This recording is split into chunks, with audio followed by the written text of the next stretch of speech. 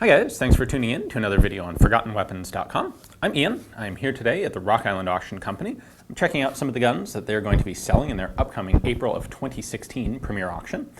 And while I don't normally have that much interest in engraved decorative firearms, this one was definitely an exception that I thought we should take a look at.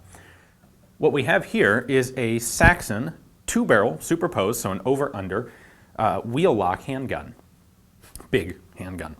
And boy, this thing is really cool and impressive. One of the interesting things about wheel locks is that they're substantially more reliable than a typical flintlock, because where a flintlock, you snap the flint onto the frizzen once, and hopefully you generate enough spark in the right place to fire, and it usually does, but not always. With a wheel lock, what you're doing is actually putting your flint in contact with a spinning steel wheel, very much like a handheld cigarette lighter. And that spinning steel wheel is going to create a vastly larger volume of sparks that pretty much guarantees ignition every time. Now, these firearms were available. Like I said, this one dates to 1600, 1610 in that era. And yet, flintlocks continued to be used as a standard military arm for 200 years after that. The reason is that the wheel lock was a much more expensive gun to produce, and it was too expensive to just go and equip whole armies with them. So they stuck with the much cheaper, much simpler flintlocks. However, if you were a wealthy aristocrat or someone else of means and you wanted a really good gun, a wheel lock would be the solution for you. And if you wanted a really, really expensive, really good gun, a double barrel wheel lock with two completely independent separate actions to it. Why don't we go ahead and take a closer look at this, because really a lot of the detail that makes this really cool you have to see up close. So the way a wheel lock actually functions, you would start by loading it like any other muzzle loader. You would pour some powder down the barrel, put in your projectile, ram it all the way to the back of the barrel. Then you're going to put a little bit of powder in here, priming powder. You're going to close this plate until you're actually ready to fire. Once you are ready to fire, you have this, which would be holding a piece of flint, and then you're going to take this and lift it up, and it will pivot all the way around and sit with the flint in contact with this wheel. You would have wound the action. There's a wind-up clock-type spring inside, and these guns would come with winding wrenches, so you can wind this up like an old manual watch, really. And then when you pull the trigger, the ratchet holding this spring-loaded, wound-up steel wheel is released. The wheel spins, and it's really rather like a large Bic lighter. The flint in contact with this wheel produces a whole bunch of sparks.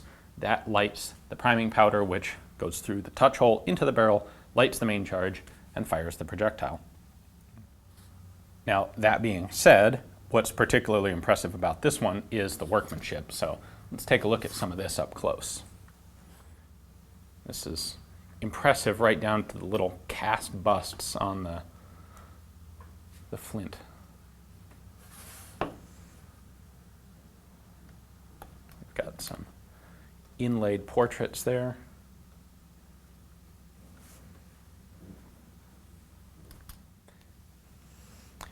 It's really impressive to remember, to keep in mind that everything on this gun was entirely made by hand, because we really, in 1610, there really were not any machine tools around to do this work for you.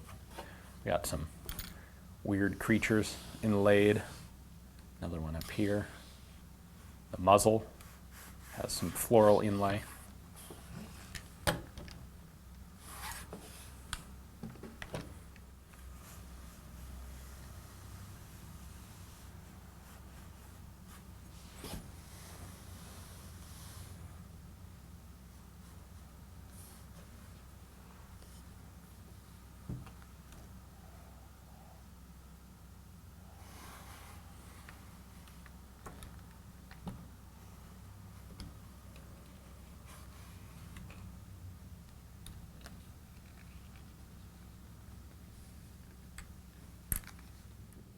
Thanks for watching, guys. I hope you enjoyed the video. It's cool to kind of put some things in perspective sometimes.